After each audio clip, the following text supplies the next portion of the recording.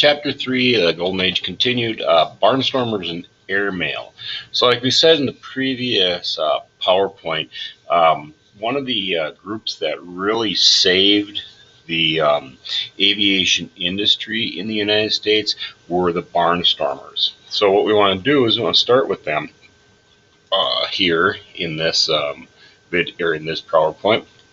And with the Barnstormers, here's why they were so popular. Because when World War ended, most people in the United States have never really seen an airplane. The airplane at that point in time was something that was going on in the war. The only people that really had any idea what airplane was the military people, the soldiers that were fighting on the ground and things like that, because it wasn't popular in the United States. It was there for a military purpose. And some of the people out there, especially rural America, was not sure what the airplane was. They had not seen them before, and they were, again, if you were lived in a big city, maybe you've seen airplanes, especially like in New York, you would see airplanes maybe flying around here and there, doing some guiding with the dirigibles at the time and things like that. But there was not a lot of stuff going around. Not like today where you can look up in the sky at any point in time and probably see the contrails of a jetliner or a small airplane flying over overhead or anything like that. And the other thing is there was kind of a fear of what an airplane was. When you don't know what something is or you don't know about something, you kind of have issues with it or a fear of it and things like that. It's a fear of the unknown. And I mean, think about the things that you don't know 100% about. You may have some type of trepidations looking at things or experiencing stuff that you're not 100% sure on. And that's what the people in the United States felt after World War One.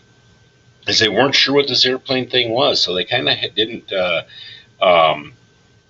have a they didn't know what it was, so they had that fear that just they weren't sure of it and things like that. But with these Barnstormers, this created an interest in the flyer and an interest in the flying. They got to meet the people that were flying the machines. They got to meet these pilots and understand what it took. They got to do things and converse with these people, and they got to see the airplanes up close. They got to see them flying. They got to see how they work. Excuse me. So the flying and the flyer became very popular, and that's where these Barnstormers were doing that for the people of the United States. We're getting aviation popular amongst the common person in the United States at the time. Now these Barnstormers, most of them were ex-military pilots or pilots that had gone through some training and were ready to go into the military, things like that. But they were military trained pilots for the most part. Okay, and most of these, like we said, when they dumped the airplanes onto the market, when the United States government dumped the airplanes in the market, most of the Barnstormers used these war surplus airplanes. Again, very cheap to buy an airplane that the United States was getting rid of. You're talking, a $5,000 airplane that the military probably bought for, and they're buying them for a couple $100.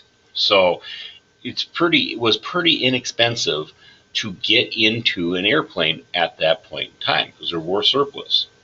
And the most common one was the Curtiss JN4, the Jenny.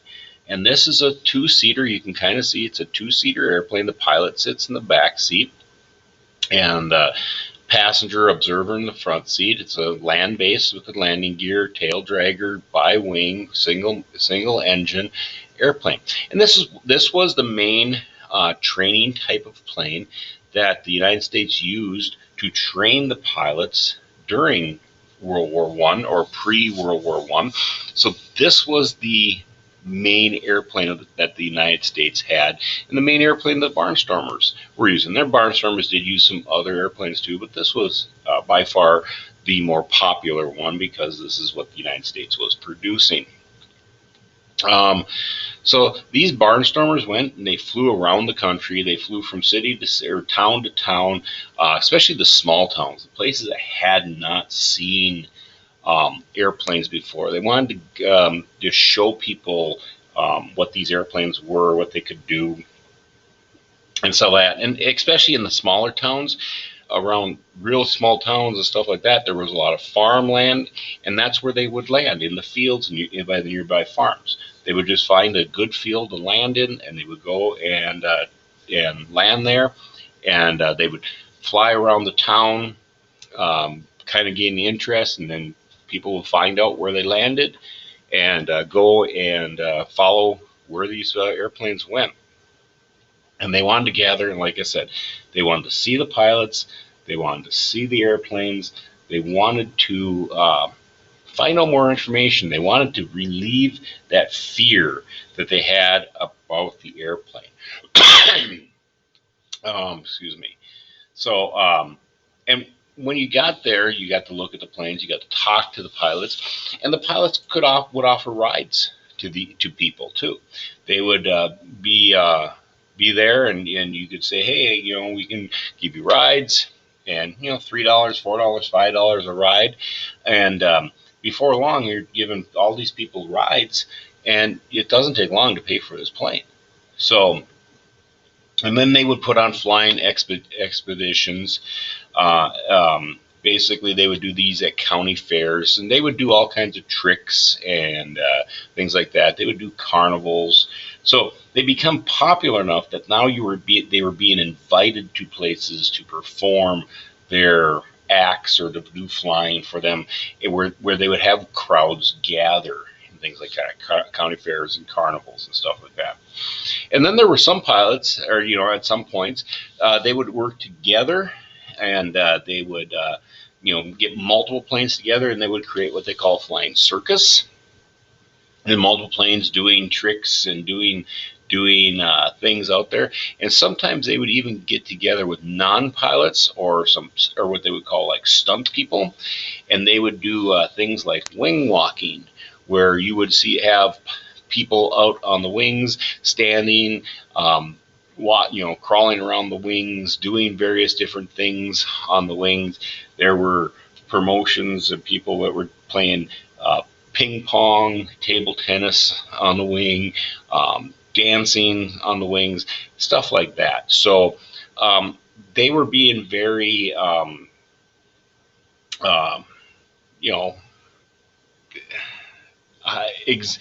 very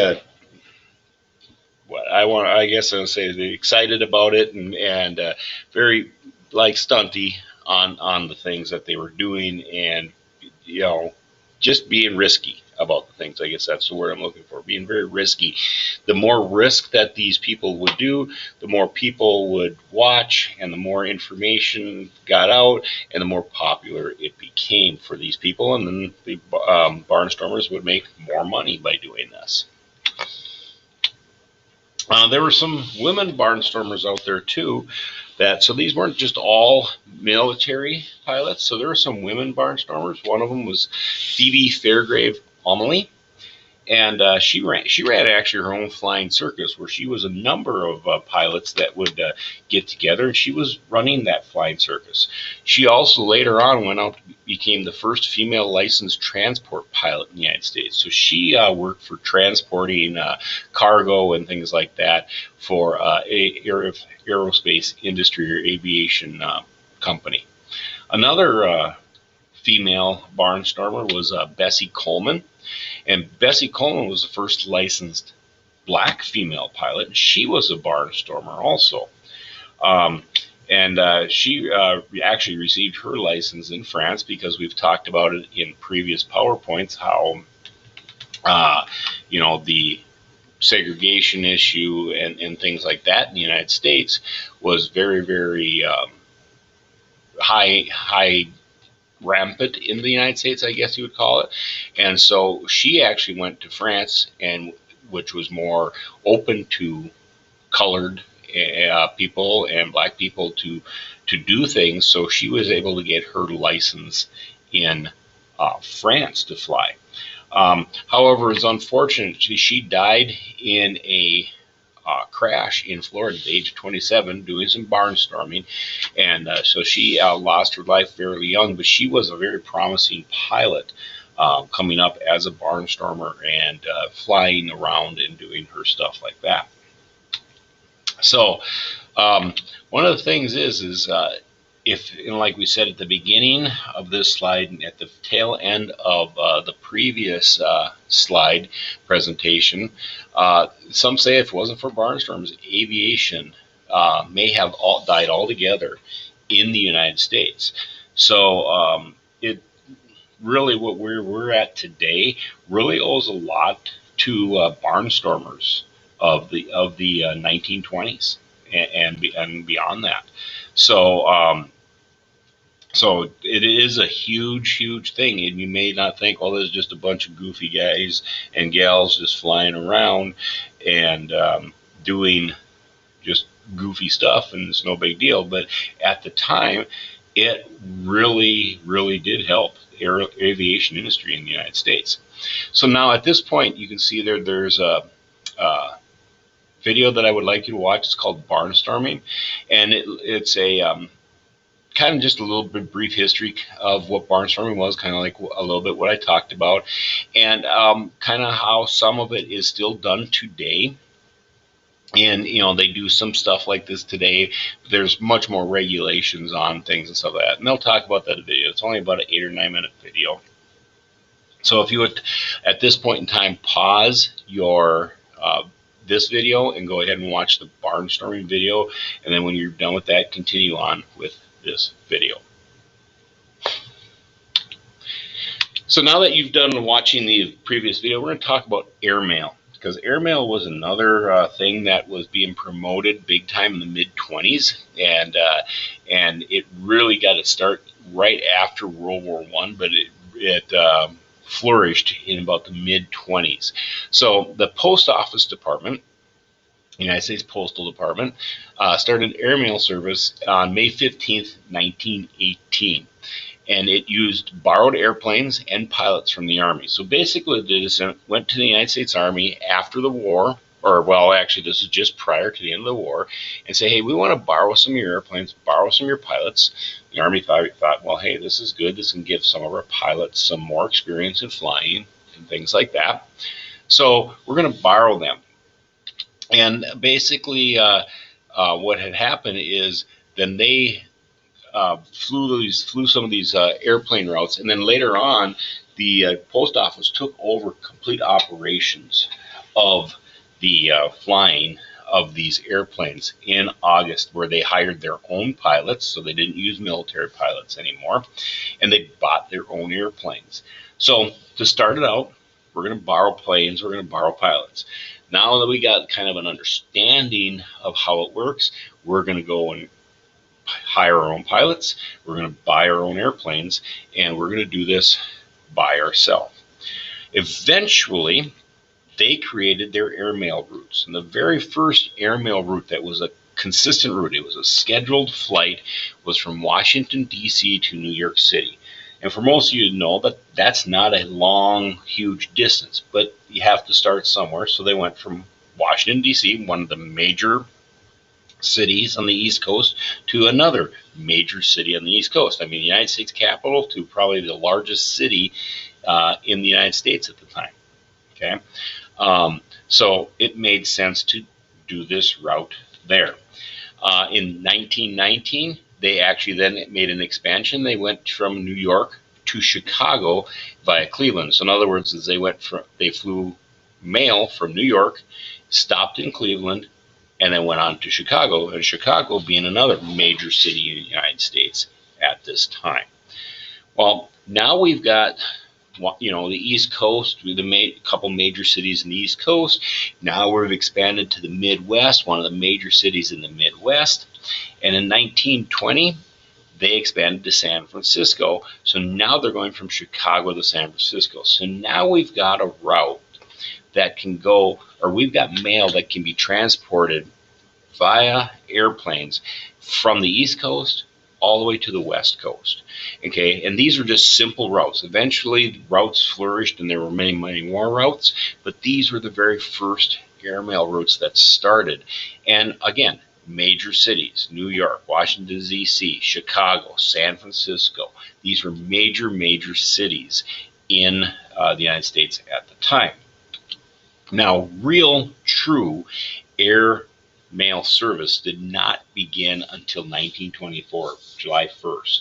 So these were still kind of, they're still getting their feet wet in the air mail routes and trying to understand how it works and trying to work out the problems and the bugs and stuff like that. But in 1924 is when airmail really became part of the fabric of the United States at that point in time. However, there was opposition to airmail, and it makes sense. It's something new. Somebody's always going to have issues with something that is new, and this opposition makes real big sense. The railroad had a huge opposition to it. Why? Well, the railroad was carrying mail from East Coast to West Coast, West Coast to East Coast, and carrying it around the United States. They were going to take business away from the railroads. So it makes sense that the railroads would have some opposition to this. And excuse me. And one of the things that was the biggest opposition was they thought it was unfair competition because the government subsidized the air routes. Yeah, they're the ones that were buying the airplanes, and they were the ones that were buying or hiring the pilots. It was government run, whereas the railroads were privately owned. Okay, so then they were contracted to carry the mail on a train, whereas now the government's got their own system. Why would we pay somebody else to do it when we're doing it ourselves and we're doing it in the air? And it was justified by the United States by saying, well, we're just experimenting with this. This is something that's totally an experimental thing. Okay, so we are going to, just to see if it works and stuff like that. And that's how the United States justified the railroad's concerns about delivering mail across the continental United States. Well, in 1925, the air mail industry became so good and so large that it was no longer considered experimental. So at that point in time, the government could no longer hire the pilots and no longer buy their own airplanes. So what they did is they were starting to turn over to private enterprises. At this point in time, there were air companies starting. There were companies that had airplanes and that were flying certain routes to do things and stuff like that. So they were ready to the government was ready to turn it over to these companies. So there was an Airmail Act in 1925. And the Airmail Act of 1925 made it possible for the private company to carry mail, just like the railroads are private to carry the mail on the rails. Now it made it possible to have airline companies or air companies carry the mail that were privately owned. Now this made more sense with the railroad people, because now it is actually competition. Private owned railroads versus private owned airline industries. And now it made it more fair because it wasn't being subsidized by the government. And now there was competition between the railroad and the aviation industry for mail routes. Okay. So the post office then was contracted out for their airmail service. Now, the interesting thing is in the airmail, they allowed the contractor to be paid 80% of all airmail profits. So the contractor would be the airline industry, or the private company that it has the airplane. So as an example, that private company, let's just call it Northwest Airlines, and they, for every dollar that they carried worth of mail, they made 80 cents on the dollar. The Northwest Airlines would. So if this letter cost $1 to mail, they would make 80 cents on that dollar. So that was a huge incentive for big businesses to get in the aviation field, because they're going to make some money. If I can make 80% profit, or not profit, but I can make 80% on the dollar. I can make some money in this thing. So big businesses were starting to get into the aviation field. And this also marked commercial aviation's beginnings, the beginning of a scheduled flight. They would schedule airmail flights. And if there was room, maybe some passengers would get on. And we'll talk about that in future PowerPoints coming up. But this also created for a demand for a newer and larger aircraft, something that could carry more mail. The more mail you could carry, the more money you could make. So you can see how this Airmail Act of 1925 really kind of put this uh, um, industry really in a good situation, and to really have a growth and such things. So in May 20th of 1926, another piece of legislation came out. It was called the Commerce Act. And this established the aeronautics branch within the Department of Commerce. So now the Department of Commerce is a department in the United States government that deals with financial and business and things like that. And they established an aeronautics branch. In other words, so now that there's going to be airline industries and aerospace industries, they established a branch for that in the United States government. And this was also the first federal safety regulations for pilots and aircraft started. Okay, so this started the airmail, this started with the airmail industry. But what this did in 1926 was really started ending the barnstorming industry. Okay, the barnstormers, because now all these safety regulations came out for pilots and aircraft. Things like they had to license all airplanes and pilots. So you had to be licensed by the government as a pilot. Your airplane had to have license, just like you have to have a license to drive a car, and your car has to have an actual license on it. It has to be licensed that it is a airworthy airplane. You have to be licensed that you have passed classes and you've maintained certain flight hours and certain ratings and things like that to maintain your pilot's license, or to become a pilot. So they were licensing airplane and pilots now. Barnstormers never had, some of the Barnstormers never had licenses. They were trained by the military. They weren't given pilot's licenses, and they were buying surplus airplanes that were really not licensed, and they were maintained by themselves and things like that. So there was no really standards on that for the Barnstormers. They established and enforced air traffic rules. You couldn't do certain things when you're flying, like walk on the wings for barnstormers and things like that. So now there was rules, and there's rules today too. When you're flying east to west, you have to fly at these altitudes. When you're flying north to south, you have to fly at these altitudes, and certain things like that. And you have to have these ratings and things like that for your airplane to fly in these conditions and stuff like that. So there's all kinds of enforced traffic rules.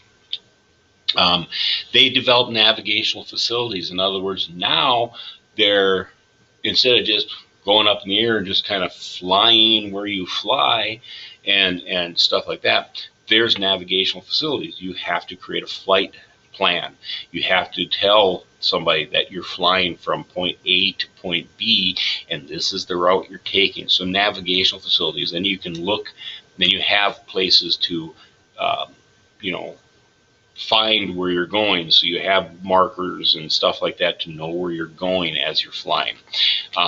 They mapped airways. Okay, and this is kind of what I was saying is, if you're flying certain routes, there's ways that pass, just like there were seaways, just like there's roadways. I mean, you can't drive from New Prague here to Montgomery and just drive through people's yards and fields to get there. You have to drive on the road.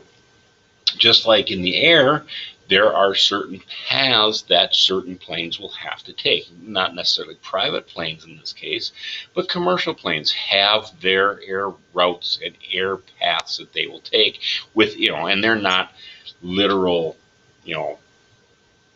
certain width, and they have width, but you have to be within this airspace if you're going, and if this is your air path and things like that. Again, way more advanced than where we're at right now, but that's what they were. They were mapping airways and directions that these airplanes could fly. They were furnishing flight information. Okay, things of what was the landing strips like, and what type of conditions was the field in, and things like that. So flight information, maybe weather was involved in that. They would investigate accidents. So now this was the accident investigation. If you had an accident airplane, they would investigate the accident. What caused this accident? Was it a plane issue? Was it a pilot issue? Well, if it's a plane issue, then we have to go back to the company and determine what was the maintenance on that plane and how, what was that? Or if it was a pilot issue, we'll go back again to the company and go, did you continue to train this pilot? Was this pilot up to date in their training and licensing and things like that? So they will investigate accidents.